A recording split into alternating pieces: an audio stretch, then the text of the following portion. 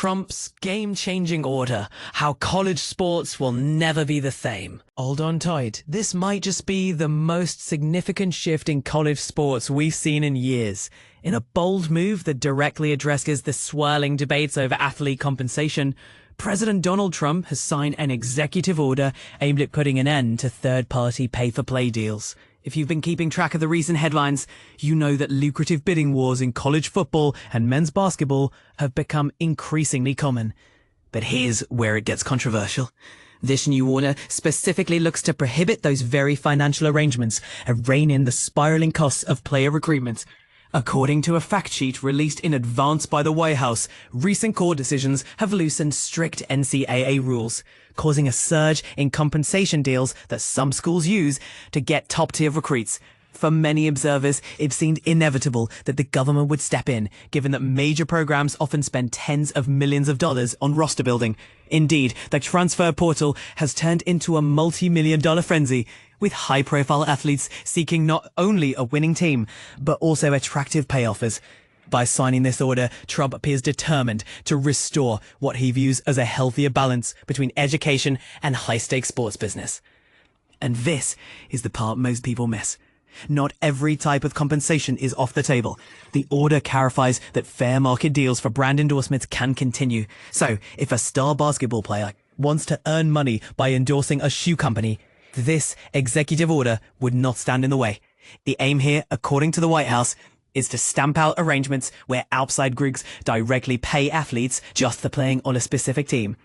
Another critical piece of this directive involves safeguarding women's athletics and other sports that do not generate large profits. The president wants any new revenue sharing to be structured so these programs remain financially supported. In simpler terms, if a school generates a lot of money from its football team, it would need to ensure that women's basketball or track and field programs that rely on university funding continue to thrive. Still, the order raises big questions. A patchwork of laws in 30 different states has led to a competitive landscape where some schools might have more lenient rules for athlete compensation than others. What happens when the federal government's order clashes with these state-level regulations? It's not yet clear how enforcement will play out or precisely how the government plans to ensure men's, women's, and non-revenue sports all benefit fairly. Will new federal guidelines override state laws, or will it be left to the NCAA for individual schools to adapt? This could send shockwaves across the college sports landscape. For example, imagine a sought-after quarterback in the transfer portal receiving million-dollar offers from boosters in multiple states. If those offers are suddenly restricted, the recruiting process might drastically shift toward more traditional scholarship packages, potentially changing the power dynamics among top athletic programs. Some critics argue that the government should leave athletic compensation to market forces, while supporters believe that stricter regulation is necessary to prevent an all-out bidding war that undermines the notion of collegiate sports. Where do you stand?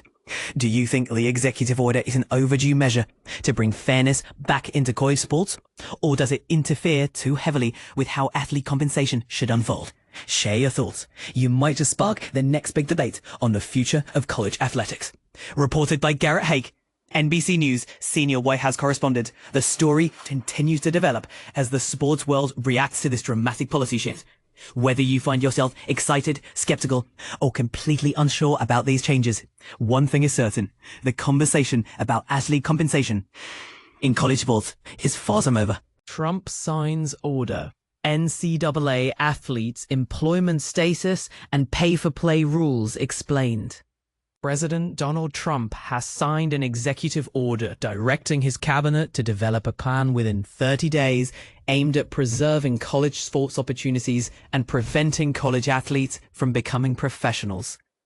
The order sets guidelines for preserving athletic scholarships based on an athletic department's annual revenue and declares that schools should not permit athletes to accept third-party pay-for-play payments.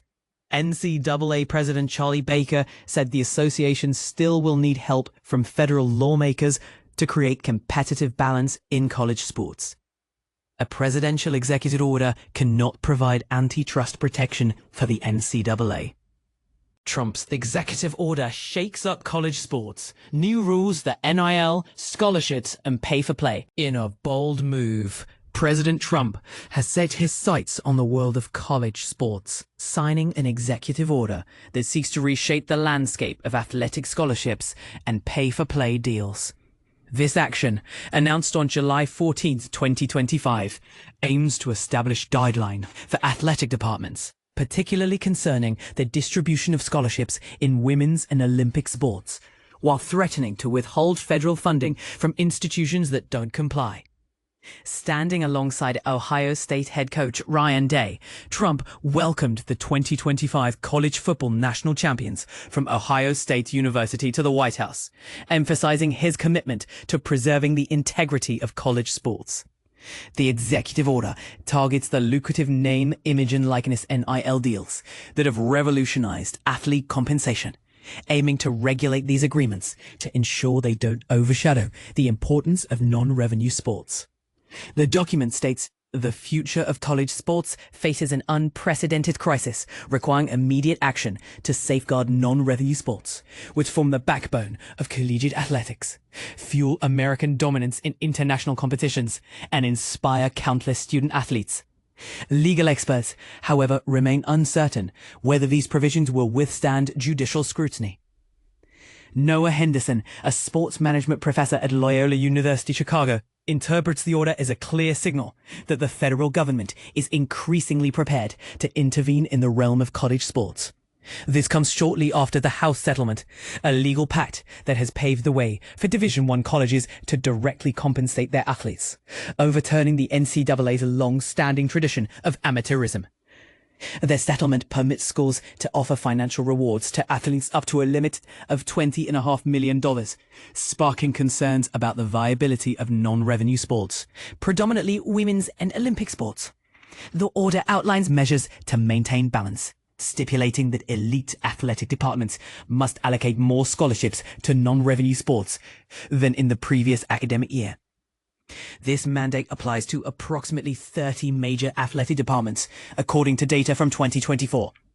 To enforce these regulations, the Department of Education, which is undergoing dismantling by the Trump administration, is tasked with leveraging federal funding, Title IX enforcement, and interstate commerce laws.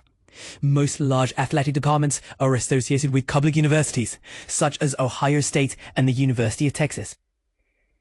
Sam Derlick, a Boise State University professor specializing in collegiate sports litigation, questions the practicality of these enforcement strategies.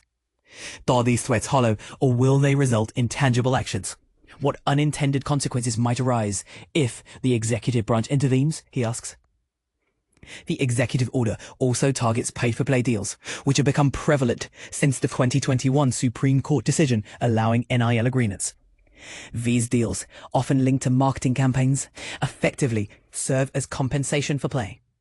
The order asserts that such deals are inappropriate and should be prohibited by universities, except when they reflect fair market value for a genuine endorsement or similar purpose. College sports administrators have long sought assistance from Washington to address the surge in lawsuits challenging compensation and eligibility rules. The executive order aligns with several objectives outlined by the NCAA, which has seen its policies significantly weakened by litigation over the past decade. NCAA President Charlie Baker expressed gratitude for the administration's focus on the transformative impact of college sports and pledged to collaborate with student athletes, Congress, and the administration to strengthen college sports for the future. However, the NCAA continues to push for federal legislation to shield itself from further litigation. Trump's action, though, risks exacerbating partisan divisions in college sports, potentially hindering efforts to achieve consensus for long-term reform, warns Henderson.